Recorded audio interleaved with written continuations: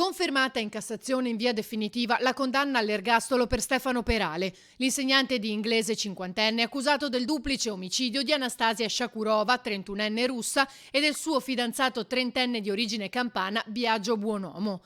A parlare è l'avvocato della famiglia di quest'ultimo. Eravamo fiduciosi in questa sentenza che effettivamente, tenendo conto di tutto quello che è successo, mi pare che sia equa e giusta.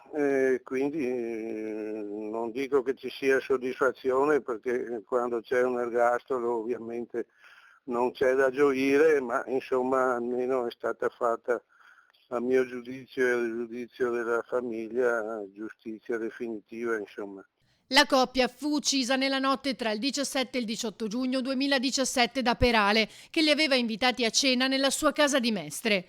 Perale fu condannato all'ergastolo già in primo grado con rito abbreviato, sentenza confermata dalla Corte d'Assise d'Appello di Venezia il 25 luglio 2020.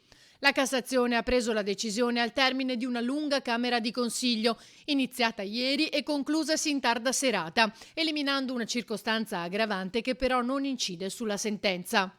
Perale fu arrestato dalla polizia poche ore dopo aver commesso quel brutale duplice omicidio.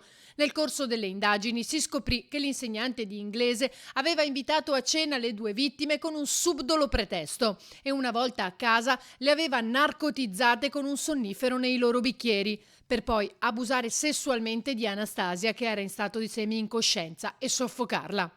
Era ignaro che la ragazza fosse incinta di 5 mesi. Successivamente si è accanito sul fidanzato della 31enne, uccidendolo a colpi di sprangate in testa. Le accuse nei confronti di Perale erano di duplice omicidio volontario aggravato, violenza sessuale, vilipendio di cadavere e procurato aborto.